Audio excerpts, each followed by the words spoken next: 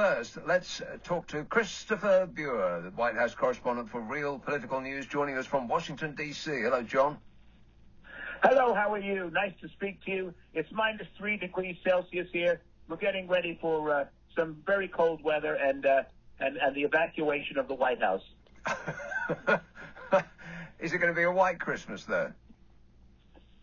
Well, I don't know. I think I don't see any snow in the forecast. Although New York has gotten a really good trouncing, but we don't have the same weather. But we'll see. But it's cold enough and it's nasty enough, and we're putting up our tree and all those fun things, and so it's a Christmassy kind of time. Very nice. Now, is there perhaps trouble in paradise because Donald Trump has been addressing a conservative youth rally, and after they stopped, oh my gosh, after they stopped singing "Tomorrow Belongs to Me," he was at pains to assure them that he was actually in charge, and it's not President Elon Musk.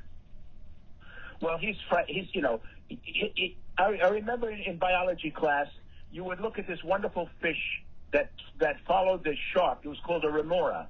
It ate all the carrion and stuff that the shark beat into, and it kept the shark clean. And it was kind of a symbiotic relationship. Now we want to know, who was the remora and who was the shark? Is it Trump or is it Musk? Now he brought Musk in there. Musk gave him a hell of a lot of money for his campaign and his PAC and all that other stuff.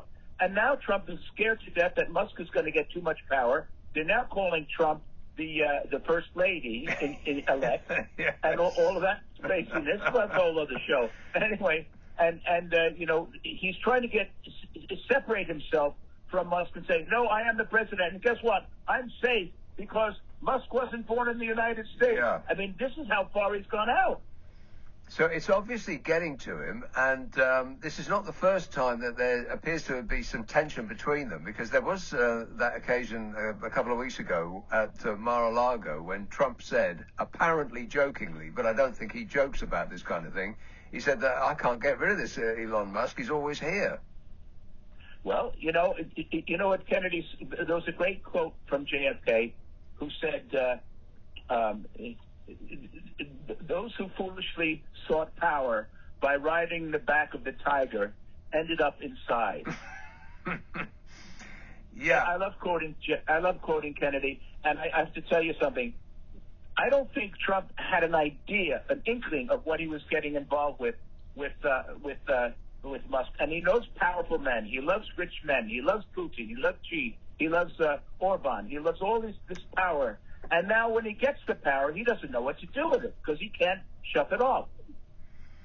So, well, that's certainly going to be interesting to see. Interesting and appalling in equal measure. Let's talk about what Trump has done to this country, because he has appointed oh my goodness, a guy who was the producer on the Apprentice television show as our special envoy. Yes, indeed. Mark Burnett, I believe. And he's all about talk TV. He's all about The Apprentice. He's all about producing. He loves the people who are involved in successful TV, because that's what he's all about. And now it's unclear how Burnett's responsibilities would differ from those of Trump's pick to be ambassador. However, he will figure that out, and we'll have to see what he's going to be doing. But you're stuck with him. I live a half a kilometer from the British Embassy here on Massachusetts Avenue, and it's going to be a very different organization, very different operation. You've got a new ambassador coming from Great Britain to the U.S. as well, I believe, and the things are real up in the air, and I don't know. I mean, I would love to know all these things, but we just have to see, because it's always changing. And with Trump, because he really has no basis philosophical bent, he's like the wind, and he's a survivor, and he'll survive again, and we'll see. He's got himself into the White House again. Well, our ambassador to America was announced in really hasty fashion, because I think that yes. America has to okay it, do they not? Is the Machiavellian character of Peter Mandelson, who we are familiar with in this country from his association with the Tony Blair government.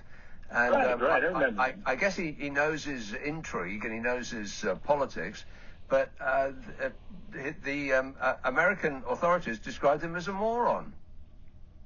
Well, I don't describe anybody as a moron. I like to think of them all as equals. I like the Bruce. I mean, I remember Derek, and I remember other ambassadors, and I would go to events over there and have a wonderful time. But I don't know what's going to happen with this guy. Although is he now in? He's for sure. The Yanks don't have to approve him unless he's got some kind of a issue with Interpol or something, and I don't think he does. Well, if he does, then we probably wouldn't be allowed to know about it. Well, that's interesting. Well, that's a whole other show. I like that one. The shutdown. Why does this keep happening in an advanced country as America? You're perpetually on the verge of a government shutdown. Yes, because that's a political move. Trump says, let's make the burden of debt on Joe Biden. Let's dip it on him before I take over. Let's raise the debt ceiling. Let's have as much debt as possible. Let's bring all of that in. And as his lackey, I use that word, Musk went to millions of calls and tweets to the Republicans in the House and says, let's raise the debt ceiling so we can have more cash, so I can get more money. My billionaire friends can pay no taxes. We can raise money. We can do whatever we want. In the meantime, they turned around and 38 American Republicans said, no way, Jose, we're not doing this. We're not raising the debt ceiling. Go take a walk. And now Trump and Musk both have egg in their face. Yeah, that's extraordinary that the Republican Party are actually standing up to Donald Trump before he's even installed in the White House. That's surprising, isn't it? Well, it's like the Beatles song, Helter Skelter. No one knows what's going on. I hate to say it. No one knows what is going on, and we don't know. We don't have a feeling. Joe Biden is having his last few days. He's going to be seeing the Pope, I understand, soon, and God bless him. And he's trying to do what he's trying to do, and Biden is doing that, and Trump is pushing his way in. He's trying to make as much influence as he can, and he's trying to get some of these Republicans on his side, but really not in. They're more in fear of him because he's afraid that with his power he will primary them and put someone against them in the elections in the primaries coming up this summer and into the next election and the next few elections. Yeah. So they're scared of him, and he's got a big mouth. He's as my father would say, who's also from Queens. He's a hot air merchant. That's what he would call him. And my father was right. He'd say whatever he thinks is right to get things. And this battle exposed the fractured GOP, the fractured Republicans, in a very divided Congress with a very narrow majority. And that's not going to serve Trump well because he's activating a lot of people. He's not looking very serious. And, of course, don't worry because he's taking the Panama Canal back, and then he's going to Suez, and he's going to relive the 1956 war with Abdul Nasser. He's going to bring him out of the grave, and he's going to fight with him. I mean, this is madness. I wish I could laugh. And one of my favorite times of the week is getting on with you, so I can have a chuckle and see maybe this is worthy of a laugh. In the meantime, it's really cold here. Well, laughing will warm you up to a certain degree, and I guess it's funnier for me. 3,000 miles away, you're going to have to live it up close in color for at least 4 years.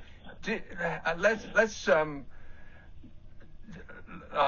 not make a bet, not a cash bet, but I would bet a gentleman's wager. Exactly, that he isn't going to leave in 4 years. Well, here's the latest. God may have something else in mind for him. He's not a very healthy character, but I'm not going to go down that road. But the fact is that he's now saying that he never took there was this quote, I don't know where it came from, but I've been reading today. He never really took the oath of office to swear at the Constitution, which means if he didn't do that, then he's not bound by the Constitution, and he doesn't have to be only one term at this time, president, and he can run again in 2028. And I think it'll be like 96 or something by then. And if he keeps doing those McDonald's, he ain't going to be around much longer, I can tell you that. Well, I don't know. To my eyes, he looks to be indestructible. I mean, if his lifestyle so far hasn't killed him, then I don't think anything will. John, always a pleasure. Thanks so much for that. That's Jon-Christopher Bua talking to us there from Washington, D.C.